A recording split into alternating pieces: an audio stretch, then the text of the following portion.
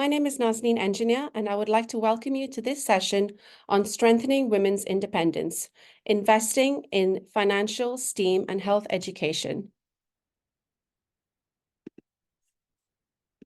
This session is hosted by FEZANA. FEZANA stands for Federation of Zoroastrian Associations of North America. It is a faith-based organization founded in 1987.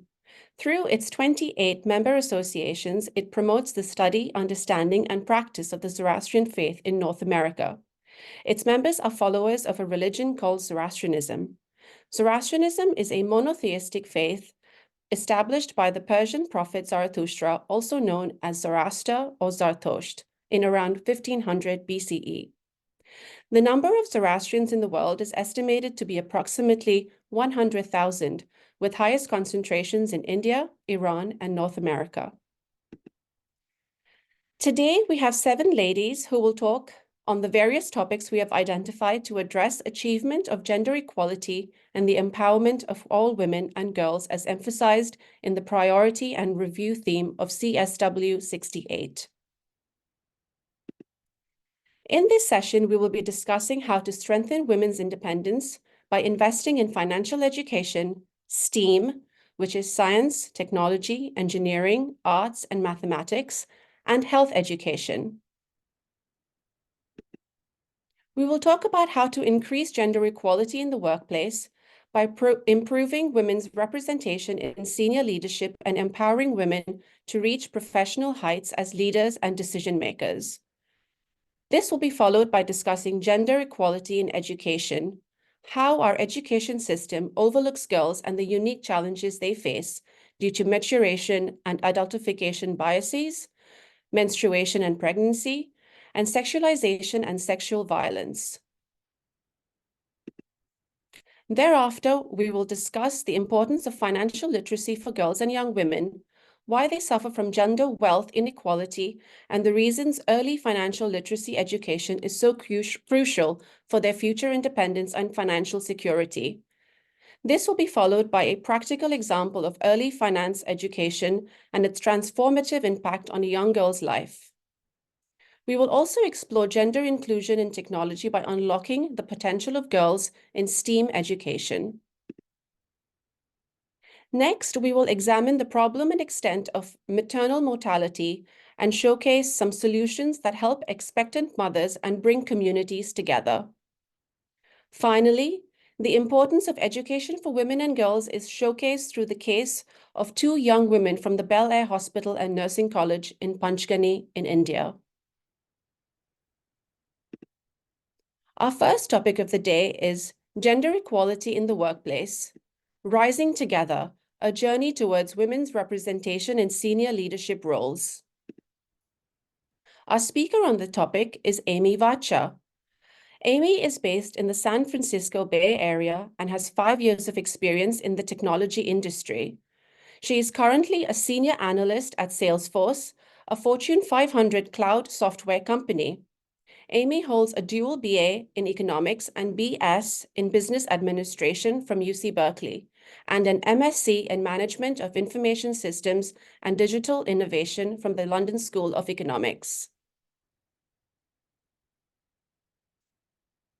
Thank you, Nazneen, and hello, everyone. Representation in senior leadership allows women to be in the room where important decisions are made and share their voice. As we get started, I would like all of you to close your eyes for a moment and visualize a senior leader or a CEO or an executive in your workplace or institution. Who comes to mind when you think of a leader? Now, let's take a look at what Google Images shows as CEOs in the United States. The clear trend across the search results is they're all men, except for this one image with 6 women. But if you take a closer look, this search result is linked to an article about how only 8.2% of Fortune 500 CEOs are women.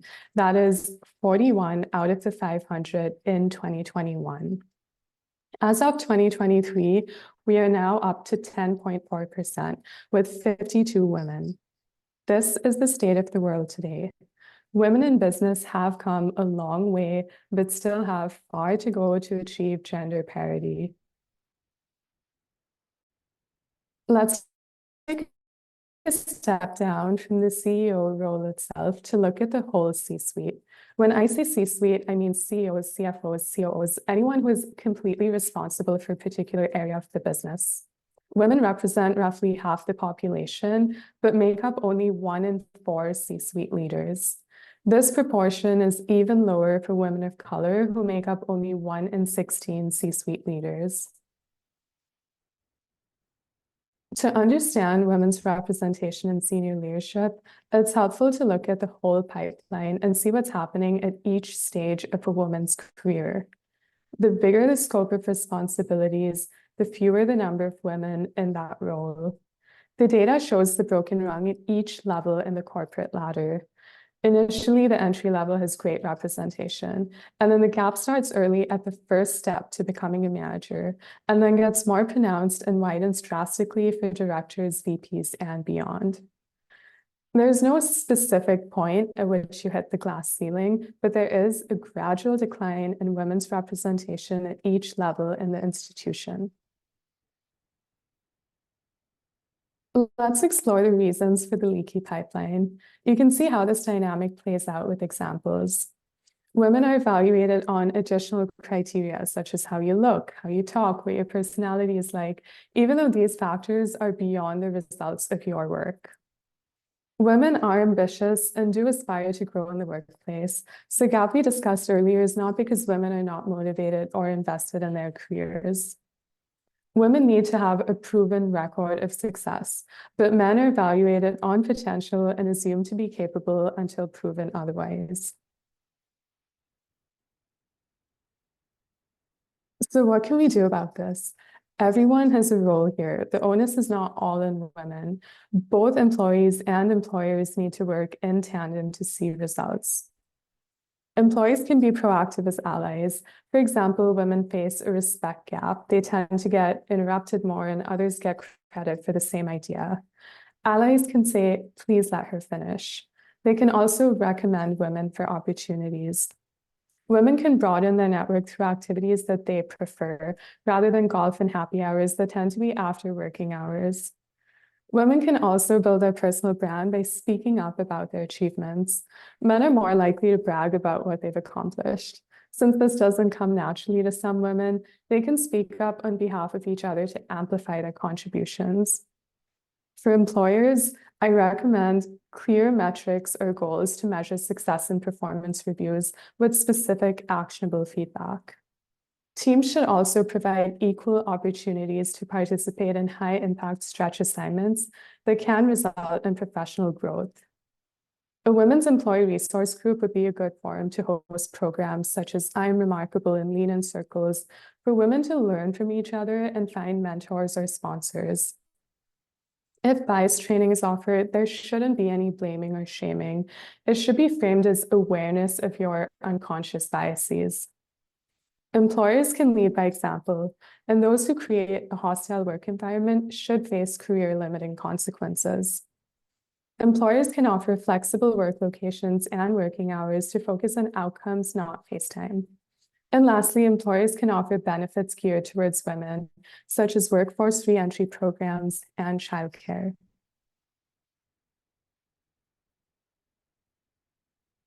I've covered what women and their employers can do, so now let's cover why this is necessary. Women should be equally likely to reach the top of their professional trajectories because roughly 50% of our population is women, so it is the ethical thing to do for society. Although many employers claim to care about corporate social responsibility, the main priority tends to be maximizing shareholder value. Fortunately, there is a strong business case for increasing women's representation. There was a research study performed by 2 business school professors in 2011. They looked at the 1,500 largest public companies in the US and concluded that companies that have women in managerial positions tend to have a higher firm value. Since then, these findings have been confirmed in numerous other studies beyond academia. So employers also have a clear financial incentive to increase women's representation in the workplace, termed as the diversity dividend. I want to emphasize why it is important to make these changes now rather than later. If we wait another 100 years, yes, we'll eventually get there. But it is important to proactively prioritize this now because representation matters. You cannot be what you cannot see. You might recognize some of the women here from the Forbes list of the 100 most powerful women in the world from 2020. On the upper right, there's Emma Walmsley, the CEO of GSK. Next to her, there's Melinda French Gates, who co-founded the Gates Foundation. On the bottom left, that's Kamala Harris, our vice president. Women entering the workforce should have more role models. I would like to leave you with 3 key takeaways. Firstly, there's no sudden point where you face the proverbial glass ceiling, but there are fragile broken rungs at each level in the corporate ladder, starting early at the first step to becoming a manager. Secondly, the status quo is against you, but you can advocate to your employer to take collective responsibility and make changes, such as clear criteria for career development, unconscious bias awareness training, women's employee resource groups, mentorship programs, and overall a respectful and welcoming workplace. And lastly, you have agency. Do what you can in your career by claiming recognition for your work, building your personal brand, forming relationships, and being an active ally. Increasing women's representation in leadership roles is not only societally ethical, but also reaps financial rewards. Let's not passively wait another 100 years to make improvements. Thank you. Thank you, Amy. Amy has advocated that both employee and employer take collective responsibility to make changes for career development, implementing bias awareness training, and being an active ally in increasing women's representation in leadership roles. Our next topic is gender equality in education, how our education system overlooks girls. Talking about this important subject is Sabrina Bilimoria. Sabrina has 5 years of experience as an elementary school educator and administrator, focusing on improving the quality of education for students with special needs. Sabrina is currently pursuing her master's in social work at Columbia University with a special focus on clinical practice with youth and families. Sabrina received her BA in International Studies and Psychology from the University of Michigan. Her undergraduate studies focused on human rights, international law, and social psychology. Sabrina has attended the Commission on the Status of Women at the United Nations on behalf of FEZANA twice already, and has previously served as FEZANA's United Nations Youth Representative. Hello, and thank you so much for joining us. I'll be discussing gender equity in K through 12 education in a United States context, because that is where I have my experience. However, many of these themes can be seen across the globe. Even in the US, where primary school enrollment by gender is equal, the school system often overlooks the unique needs of girls from a young age through adolescence. And as one of the wealthiest countries, the US is an important case study for understanding where we are still falling behind in supporting girls. Girls face some unique challenges. Of those, I'll be discussing maturation and adultification biases, menstruation, pregnancy, sexualization, and sexual violence. It is important to note that in the US, race and class are major mediating factors in educational access and outcomes. This means that women of color and women from low-income backgrounds are at a greater risk of experiencing the harmful impacts of these biases. We've all heard the phrase, girls mature faster than boys. And while I'm not here to debate the merits of that phrase, this thinking has led to very harmful perpetuation of biases towards girls from a very young age. These gender-based stereotypes have a large impact on how girls and boys are viewed differently from a young age in the classroom. Girls are held to different behavioral standards than boys. They're expected to appear mature by showing quiet compliance. And this behavioral compliance is prioritized over leadership skills and academic achievement. Girls often internalize these expectations to be quiet and obedient and are far less likely to express their needs. And educators often overlook girls who are silently struggling, leading to girls receiving less support. And on the other hand, girls who are not seen as compliant are seen as difficult, manipulative, dramatic, and are stigmatized rather than being supported. This bias is especially problematic for students with special needs. Learning and developmental disabilities, such as ADHD and autism, manifest differently in girls than boys.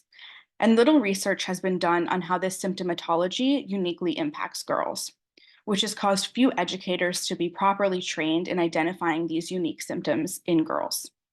Boys tend to externalize their symptoms while girls internalize their symptoms, which then often becomes mistaken as anxiety or depression and is not taken seriously, and educators often overlook this in girls. This leads to girls being diagnosed later in life, past the point where interventions or supports would have been most impactful. Menstruation also uniquely impacts girls. Girls are often given very basic education on menstruation, leading to a lack of knowledge about how to manage their pain and symptoms or identify when there are associated health complications. Studies have shown that only about 40% of schools in the US provide free menstrual hygiene products for students. Additionally, schools do not provide adequate support for girls when they're experiencing menstruation. For example, schools do not provide alternative activities during physical education or other classes when students are managing menstrual pain. All of this leads to students missing school, coming to school late, or leaving early, and often these absences and tardinesses are further punished rather than providing adequate supports for these students. Pregnancy also impacts girls in ways that it simply cannot impact boys. Many schools do not provide adequate education on reproductive health. Many states have abstinence-only education, and there's a lack of access to reproductive health care and contraception. Due to the maturation and adultification bias discussed earlier, there's increased responsibility on the girls when they become pregnant rather than on the men who are involved. And there is a lack of support for teens during and after pregnancy. There are very few options for pregnant and parenting teens to continue their education. In the US, only about 50% of teen mothers receive their high school diploma by age 22. And this perpetuates cycles of poverty because children born to parents who did not graduate high school are more likely to also have lower levels of educational attainment. Finally, sexualization and sexual violence is a continuous problem in K-12 education. School-age girls experience higher rates of sexual harassment and assault than boys, either perpetuated by students or staff. School-age girls are often required to adhere to strict dress codes with the rationale that their bodies are considered to be distracting, which sends a very damaging message from a young age. And this perpetuates the culture of victim blaming that takes the emphasis off the perpetrators and again puts the onus on the girls and women involved. And schools lack the support infrastructure for survivors of sexual violence. Public education can learn from some of the university models of providing mental health support and advocacy for survivors of sexual violence.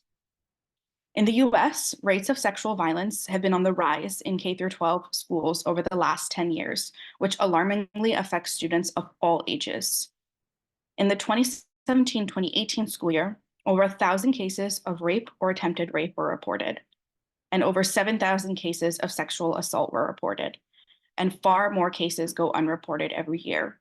And as I mentioned, girls are far more disproportionately affected by sexual violence in schools than boys. While I've painted a rather grim picture, there are many ways that we can address these biases in public education. The first is addressing gender-based biases openly among educators and families, and especially in the classroom. As an educator myself, I would discuss gender-based biases with my students as young as kindergarten and onward. Second, educators and parents should promote open dialogue with their girls and be trained to understand the signs of girls struggling. They should encourage girls to ask for help and to step up as leaders. Third, we can destigmatize menstruation and improve education and supports for girls from a young age, especially providing free access to hygiene products. We can also improve reproductive education and access to reproductive health at the school and community level. Schools are an access point for providing crucial services such as contraceptive care. And for pregnant and parenting teens, we can look to some schools who have adopted alternative curriculum models, providing alternative schedules and daycare options for pregnant and parenting teens so that they can continue and complete their high school education. One thing I feel very strongly about is teaching consent education for all students. This can be as simple as teaching young children to ask for consent before giving a hug, and this can be adapted to any age group. And finally, providing a more robust response to cases of sexual violence that focus on supporting survivors of sexual violence. Thank you. Thank you, Sabrina. Sabrina has advocated that as we move forwards towards a more equitable society, we must prioritize improving how our education system addresses issues of gender equity. The next topic of today is the importance of financial literacy for girls and young women. Tackling this topic is Marina Batliwalla. Marina has over 20 years' experience as an institutional investment consultant with Mercer Investments, LLC. She is also producer and host of the Banking on Girls podcast, which highlights the importance of raising all girls with financial literacy through real-life stories and interviews. The views on the podcast are her own. Marina holds a BEc in Actuarial Studies from Macquarie University, Sydney, and is a Fellow of the Society of Actuaries and a CFA charter holder. She is the mom of 3 teenagers, including 2 girls. She is a graduate mentor from the Gold Accredited Sherry Blair Foundation for Women, Mentoring Women in Business program. Marina was named as the 2023 honoree by Women in Institutional Investments Network in Los Angeles. Talking about her experience in early financial education is Zynah Kharoliwalla. Zynah is 15 years old from Verona, Wisconsin. A sophomore at the Verona Area High School, Zynah is an active participant at the Model UN Club in school and is an avid volleyball player and gymnast. Currently, she works as a gymnastics coach and a teller at a local bank. She likes spending time with her family, hanging out with her friends, reading, writing, and painting. Zynah is a creative, fun-loving person and a respectful team player. Did you know that at the current rate of progress, the World Economic Forum estimates that it will take over 160 years for women to attain economic gender parity with men? That means it's going to take not just several years, but several generations before women catch up to men from an economic perspective. Gender wealth inequality impacts women of all socioeconomic backgrounds. Early financial literacy can help reduce that gender wealth gap and can also help build a more equitable society overall.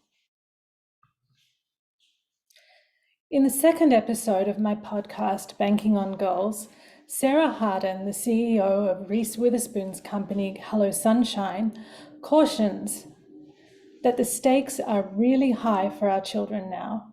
We are mortgaging our children's futures if we do not help them understand money.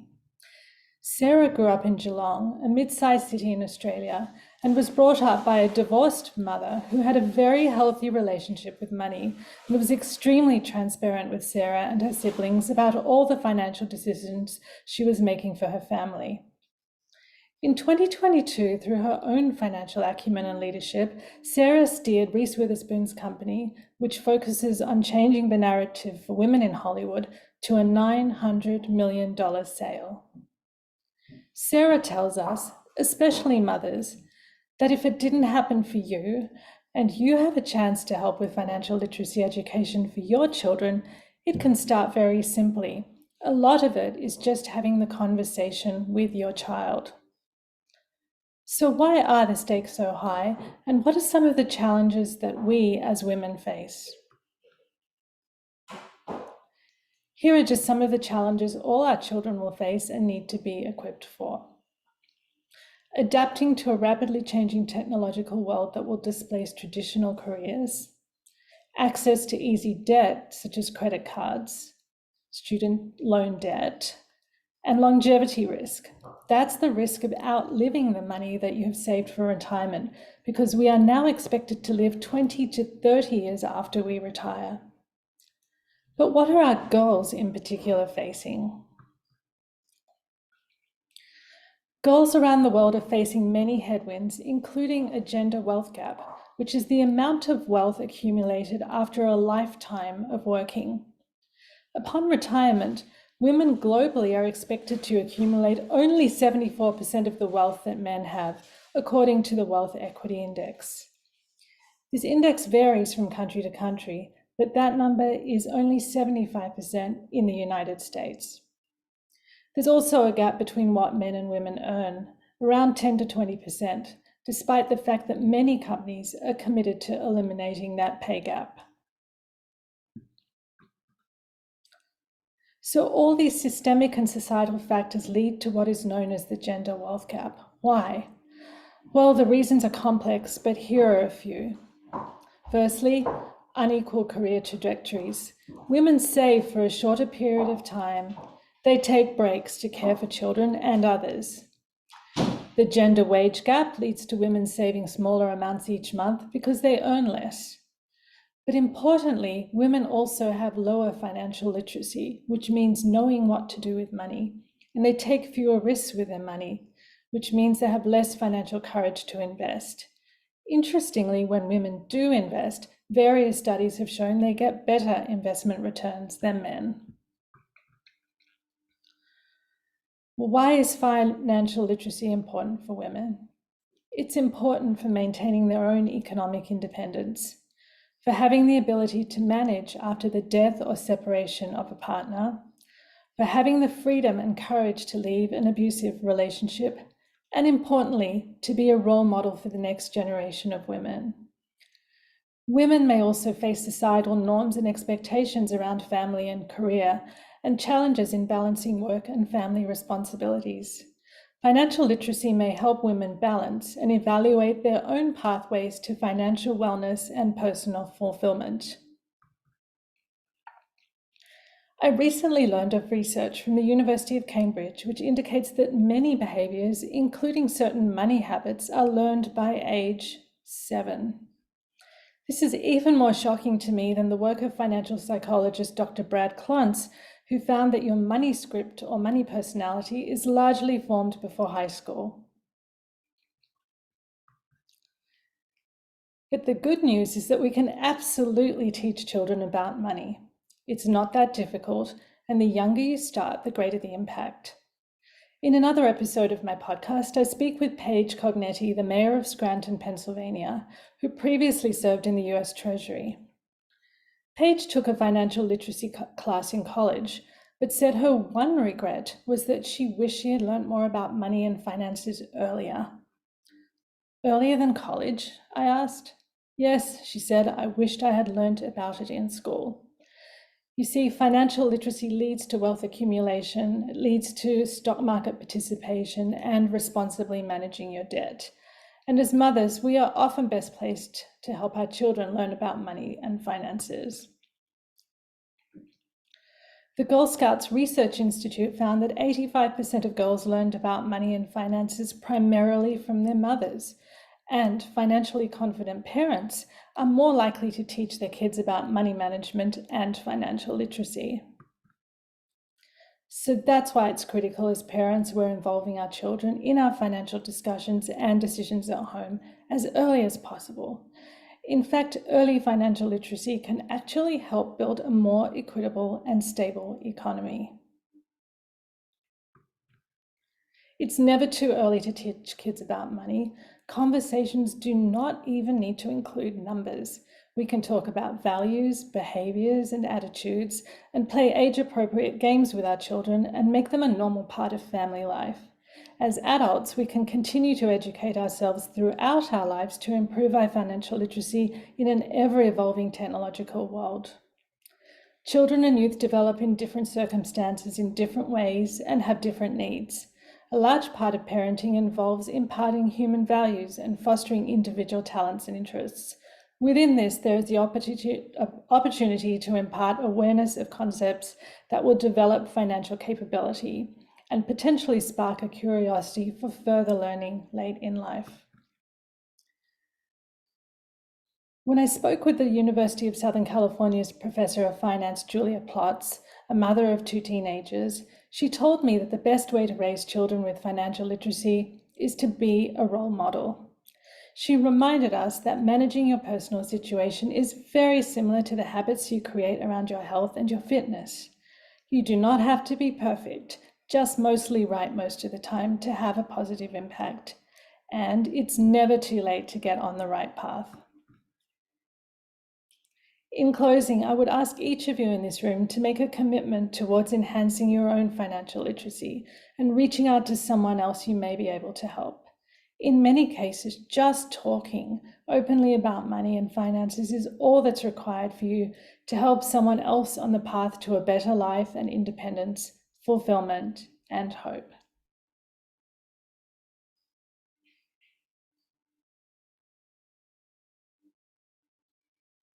Hi everyone, my name is Zynah. My presentation today will be focused on my personal experience in a finance class and why this is beneficial for the future. 5 years ago, a family friend, Chirag Bhargava, who had just started his own venture, decided he wanted to teach girls about finance. The issue of debt in adults due to their lack of financial knowledge persuaded him that we young girls needed a head start.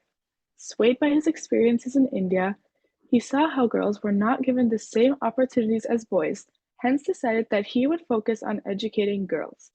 He knew that teaching us from this age would propel us forward in life, and wanted us to leave college with an advanced understanding in financial literacy and money. The beginning of our class started slow with simple topics like wants versus needs, transitioning into savings and expenses. 2 years ago, we created budgets for ourselves. Obviously, we were all between 10 to 13 years old, so we're not paying for our own food or anything. But we were all given a certain amount of money we could spend on our wants to learn how they differentiated from our needs.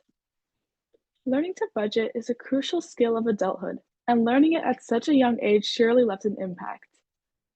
On the next bullet point, stocks were another topic we covered. Using an app called Investopedia, we were given $100,000 of imaginary money to put into stocks. Stock trading meant researching companies and evaluating them. We read 10Ks of major corporations like Apple and Pepsi to learn what they consist of. After every unit, we make presentations, usually splitting into groups where we recap everything we learned. I've done at least 5 to 6 presentations, giving me the opportunity to showcase my understanding, as well as building my public speaking and presentational skills. Regarding field trips, we've only ever been on one, which was to a cheese factory. We were given a full tour of the process start to finish and taught about what it takes to run a real business, leading up to the fact of how we too had a turn running our own businesses. If you've read the subheadings for this slide, you're probably thinking, what is a Crazy Daisy? Crazy Daisies is the name of the business we created last year. Working in groups of 4, we started our own businesses and created products. The picture in the middle is the actual image of our brochures, which we hung up around our neighborhoods. To sell our products, we went door to door collecting orders, which we would then make and deliver between 2 to 3 days. The picture to the left is an actual slide off our slideshow, depicting our revenues and profits. Our total profit came to about $229, which we split between the 4 of us. Of course, there were many challenges we faced, but overcoming those challenges was the journey this experience took us on, and we learned so much. The next point is our lemonade stand. 3 years ago in the summer, we set up a lemonade stand outside a busy splash pad. We worked together to distribute our flyers and talk to people around the area. Our final profits ended up being about $150, which we again distributed among the 6 of us. The lemonade stand was our first taste of business, as we were probably about 9 to 12 years old. It taught us about marketing and the importance of advertising, as well as teamwork and money management. No matter where we end up in life, the skills we learned in class are unlike any other. Whether our majors may be engineering or teaching, There are so many things we can apply from this into real life, like collaboration, which is beneficial for any stage of life. Starting from such a young age allowed the information to seep into our minds better. My presentation today serves as evidence for the empowering impact that young financial literacy leaves on girls globally. Thank you. Thank you, Marina and Zynah. Marina advocated for early financial education for girls as a way to minimize the gender wealth gap and improve financial security for women. Zynah's case demonstrates the importance of early financial education to help build financial knowledge and confidence in young girls. Our next topic for today is gender inclusion in technology, unlocking the potential of girls in STEAM.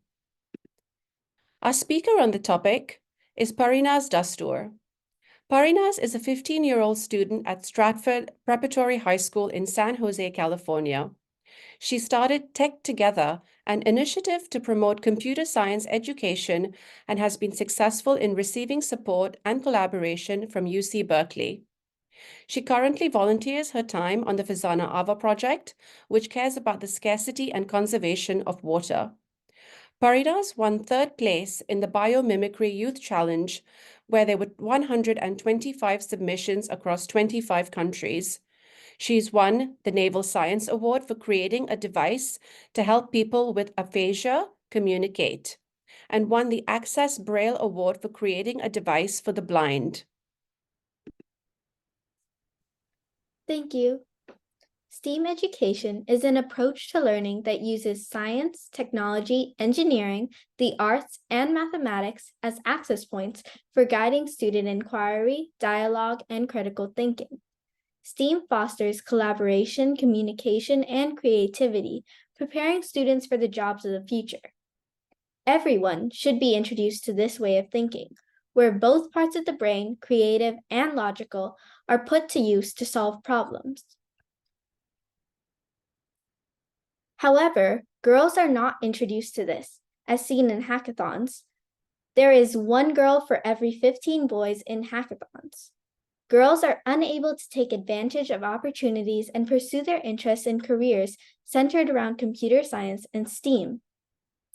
In middle school, when girls are not introduced to programming, they end up becoming uninterested in STEAM and computer science.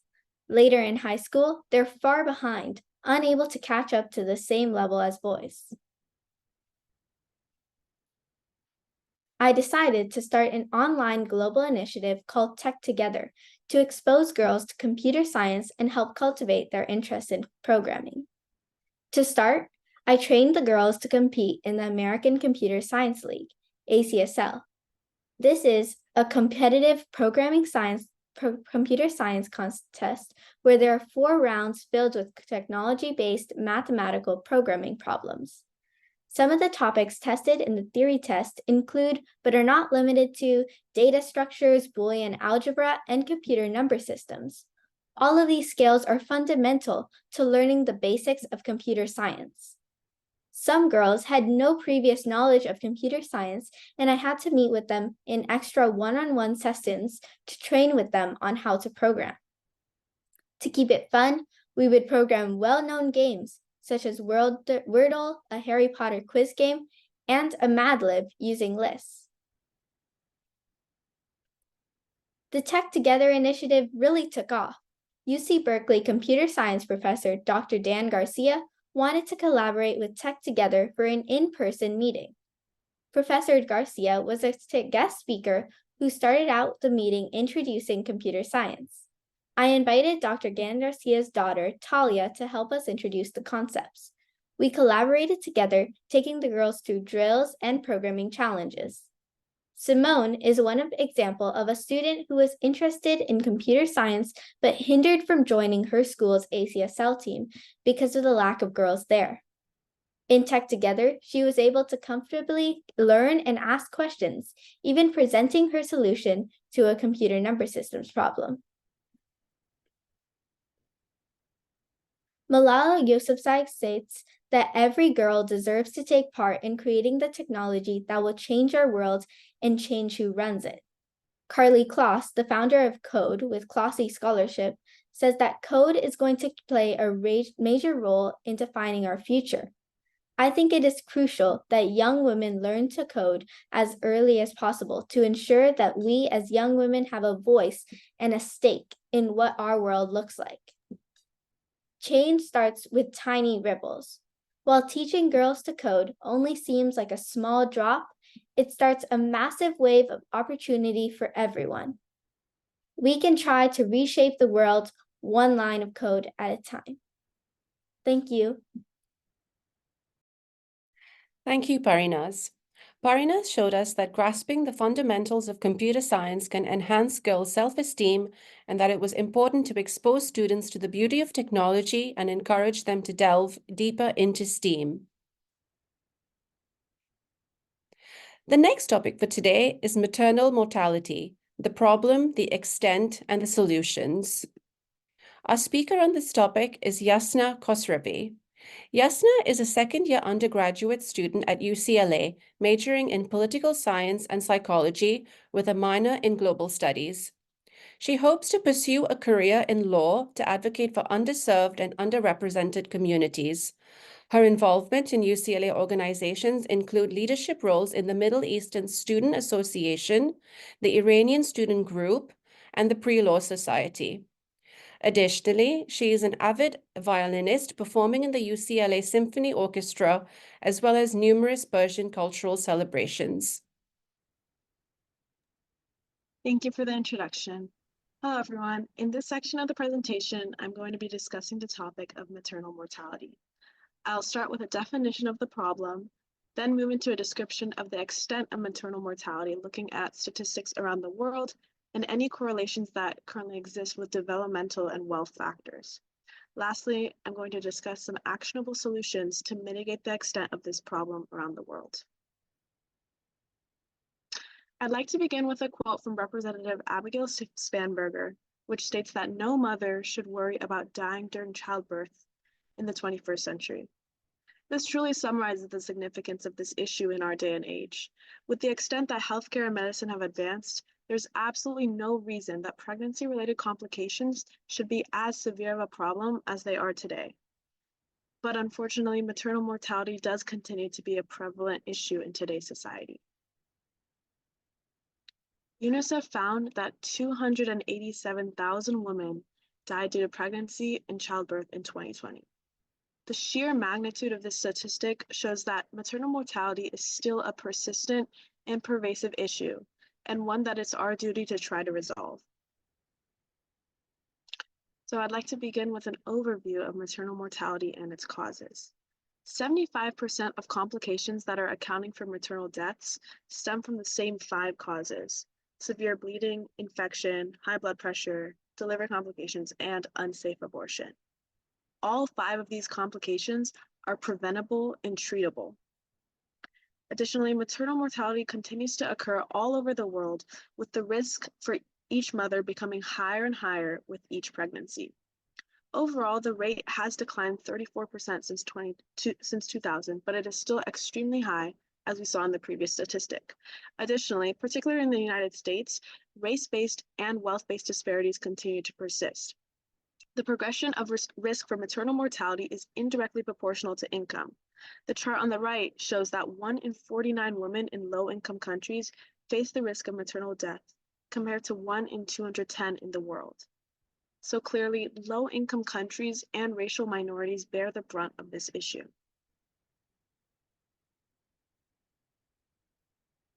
Now I'd like to elaborate on particular facets of this issue and how it plays out around the world. So this map shows the correlation between development and maternal mortality by showing the 10 countries with the highest maternal mortality. You can see that 9 of the 10 countries with the highest rates in 2022 are in Africa, which is a historically underdeveloped area. The one exception is Afghanistan, which you can also see on the map and which is also extremely underdeveloped. This is another representation of the same data from UNICEF in 2020. You can see once again that sub-Saharan Africa has a serious concentration of risk of maternal mortality, whereas most of the rest of the world has far lower risks. So now to take a deeper look into the relationship between development and maternal mortality, we see that Sub-Saharan Africa and South Asia account for 87% of all maternal mortality. Sub-Saharan Africa alone was 70%. According to UNICEF, the maternal mortality rate in 2020 was 223 deaths per 100,000 live births worldwide. In less developed countries, it was 377 deaths. Women in Sub-Saharan Africa face the highest lifetime risk of maternal death, which is 268 times higher than in Western Europe. So it's clear that the country a person lives in will have a significant effect on the resources available to them, the treatment that they receive, and the overall risk that they face with each pregnancy. So given all this information, I'd now like to look at some actionable solutions, including screenings, access to physicians, and safe contraception that can help reduce this issue. As previously mentioned, the vast majority of conditions that are causing maternal mortality are preventable if they're caught and treated early. So increasing access to screening for common conditions, especially in underdeveloped areas, can drastically reduce complications in pregnancy. A lot of important organizations around the world are currently working on this issue, so I've chosen to highlight two here.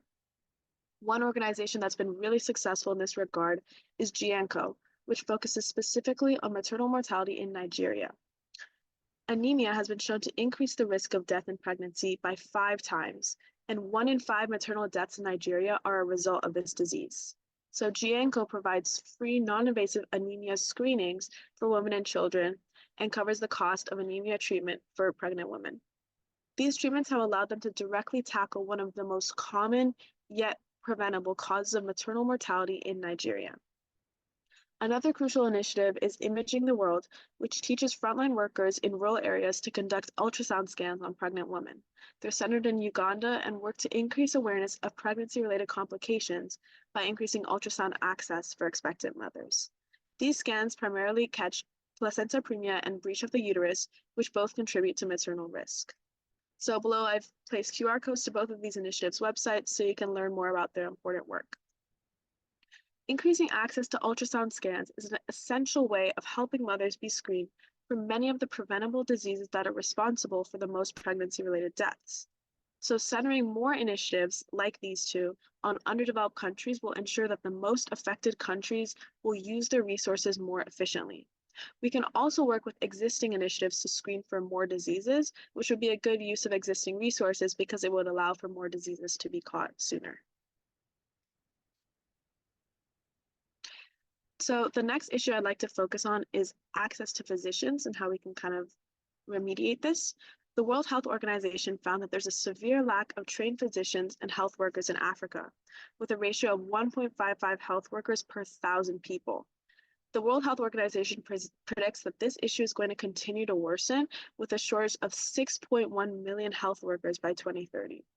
This is a clear connection to maternal mortality because a lack of health workers means less treatment for those preventable diseases and less access to healthcare for mothers.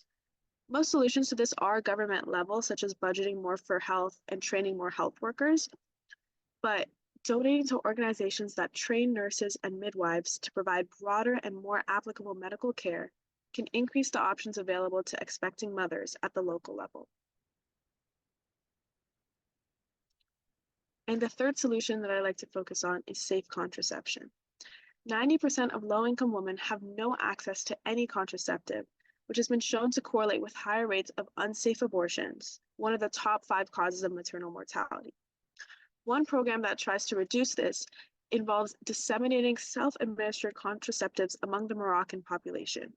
This circumvents a lot of the stigma around using contraceptives in African culture, and it's one way of reducing unsafe abortions without requiring significant increases in healthcare workers.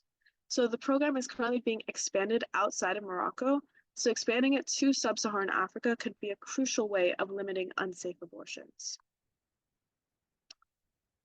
After looking at some of the ways that we can respond to this severe and urgent issue, I just wanted to reiterate general methods we can implement to help mitigate maternal mortality. First and foremost, raising awareness is extremely important. Many don't know about the significance of this problem or the ways that they can contribute. So highlighting some of the initiatives, like those I mentioned earlier, can support the important work that they do and help them reach more people. It can also go a long way toward expanding access to screenings for preventable and treatable conditions. Lastly, on a more institutional level, advocating for more resources to be directed toward low-income countries that suffer most from maternal mortality through philanthropic or governmental channels can ensure that aid reaches the people who need it the most. Thank you. Thank you, Yassna. Yassna has highlighted to us that maternal mortality is a global problem, but there are ways communities can come together to tackle this problem. Our final topic for today is Bel Air Hospital and Nursing College, Panchgani, taking healthcare education a step further. Talking to us about Bel Air Hospital is Natasha Dungor. Natasha is a 17-year-old 11th grade student at Klein Collins High School in Houston, Texas. She is a part of the FEZANA UNGO project and is the Youth and Young Adults Program Co-Chair on the NAZC 2024 Program Committee.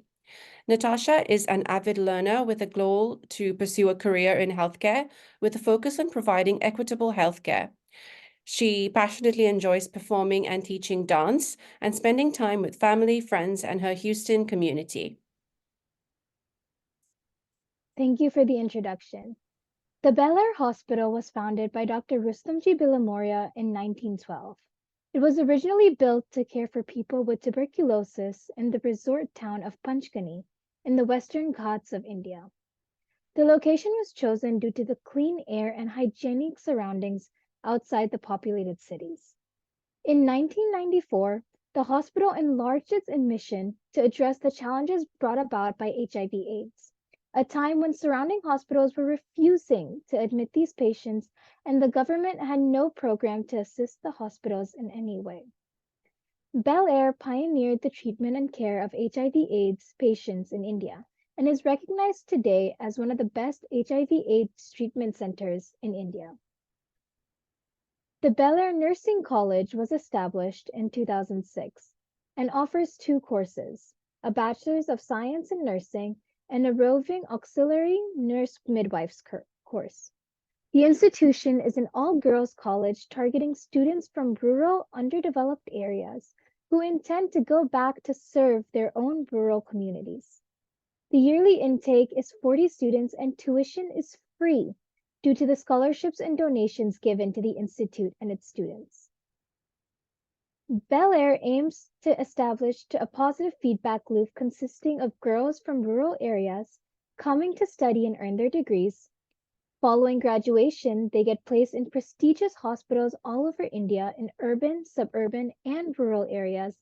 And lastly, they send money back home to help their families, or they go back home themselves to use their skills and knowledge to benefit the residential community. I'd now like to introduce you to 2 students, Betsy Dora and Jacinta, who have graduated from Bel Air Nursing College and who share their journey with us. Betsy Dora Maulong was born in the small village of Smit in Meghalaya, India, an area nested in the East Khasi Mountains, in East Khasi Hill district, known to be one of the wettest places on the world due to the excessive rainfall causing countless floods. The region has poor connectivity and weak infrastructure, leading to a high rate of poverty, as the majority of the labor force remains employed in low-skilled agricultural jobs. Growing up, Betsy Dora faced a challenging childhood due to numerous family issues and financial instability, limiting her options.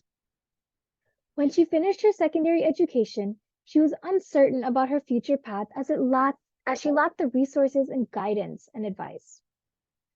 Nursing was never on her radar, and financial constraints limited her options. Luckily, she came across the Bel Air Nursing College in a magazine and was drawn to the opportunity as the entire educational journey of a student at Bel Air is free due to the countless scholarships they receive. She shares that Bel Air provided numerous enriching opportunities, from medical research to activities such as sports and music, depicted in the images shared above.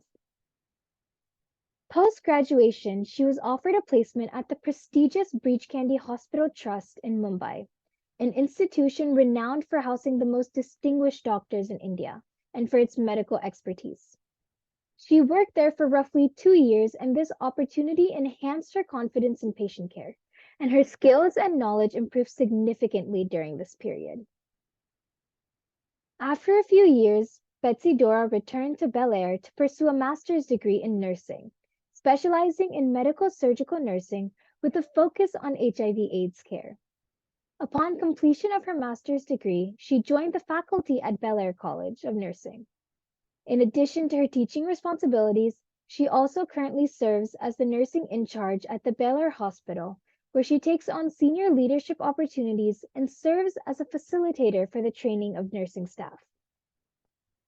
Reflecting on her journey and how women's education changed in her community after her success, she shares that the choices she made for education have not only paved a path for personal improvement, but also had a certain degree of influence on those around her, showcasing the importance and impact of women's education within her community. Our second spotlight student, Jacinta Kalko, was born in the Gadchiroli district of Maharashtra, an area prone to Naxalite activity. A Naxal being a member of an extreme Maoist group in India that employs tactics of agrarian terrorism to fulfill their goals. Growing up in an area marked by its tribal and Naxalite influence, her childhood was shaped by unique challenges and circumstances present in the region, facing challenges regarding access to resources, education, and healthcare. Her initial spark in nursing came from a genuine desire to impact lives, coupled with the fascination for the intricate workings of the human body and a passion for healthcare. Seeing her interest in the field, her parish priest suggested she look into Bel Air as it would fulfill her personal interests without being a financial burden on her family, due to the scholarships at Bel Air making it free of cost. Jacinta shares that her time at Bel Air was a transformative journey, where education and personal relationships seamlessly converged.